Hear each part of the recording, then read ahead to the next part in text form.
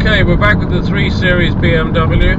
I have to say the first thing that comes to mind with this car is the steering is very taut and it's almost heavy, to be quite fair.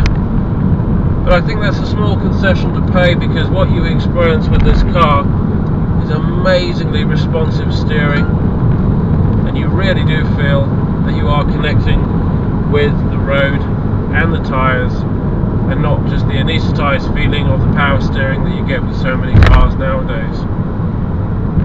It's quite a dinky little car on the inside. There's not a lot of room, to be fair, although the headrest, they have compensated for that, and it's a good driving position. But you know, 4 people in this, 2 people in the back, above medium size, is going to be a bit squishy. The interior of the car is superb. It's finished off in the usual BMW styling. Door cards, fantastic. Leather seats. Great looking car. Nice big chunky steering wheel. First thing that springs to mind is the instrument cluster is obstructed by the steering. Okay, I can adjust the steering wheel, but then I'm driving in a position that doesn't suit me. It just suits my line of vision, which is wrong. The rear view vision is very good. There's no obstructions there at all, really. And the side mirrors, I think they're a good size for the car, so there's no problem seeing where you've been. The center console, some people say they don't like the styling of that, and I can understand why. But sometimes German cars, they do have this blandness about them, which becomes kind of stylish and retro in its own sort of way. The heater controls, well, once you know what you're doing, okay, you could operate that without looking off the road, but to be fair, they are a bit fiddly, and I would prefer myself the old school dials. The stereo as well, the buttons, none of them have numbers on, so you don't know what's what there. But I mean, this is just personal things now, I might be nitpicking here. The ride's very hard, very, very hard in fact. Not what I would describe as a comfortable car. Now I'm going to do a 0 to 60 test. 3, 2, 1.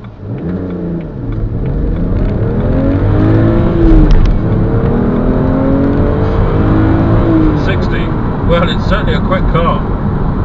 Doesn't stick around, that's for sure. The steering on this car is lovely. It's so responsive. And I wonder why the car is such a hard ride, because it does swing around quite a bit if you give it a bit of a wiggle. There is quite a lean to this car, which is unusual for the BMs of this size, even without the M-Tech suspension, or the M-Tech shock, should I say. It's obviously a very responsive car. It doesn't stick around at all. It's a real driver's car, this, and you know, it just screams out, drive me, drive me, drive me.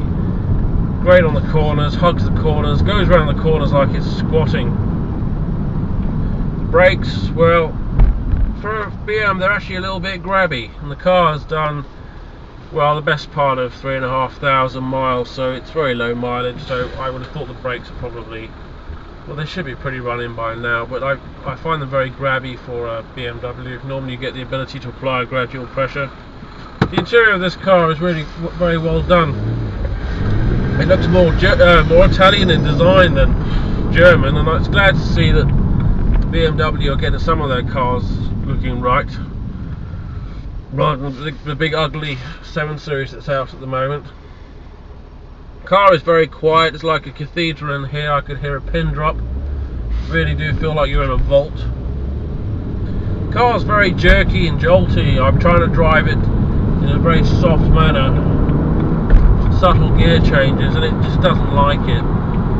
It's got a very sporty feel to it.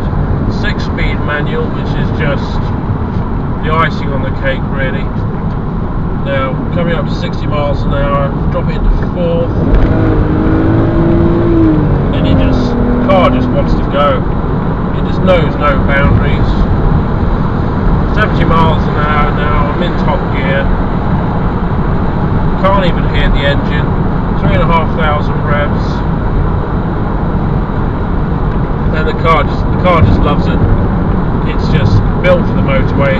Maybe a small car, but boy, this car loves the motorway. it can just eat the miles up. Even at top gear now, 70 miles an hour. 70 miles an hour now, 6th gear. If I put my foot down, front end comes up, back end sticks in. This is a real driver's car. It's a fantastic piece of kit. The only thing I'm not too sure about with this car is its size. It does feel a little bit small, but it is a small car, so it's just got a little bit of a claustrophobic feel. Car just wants to go. It's like a torpedo.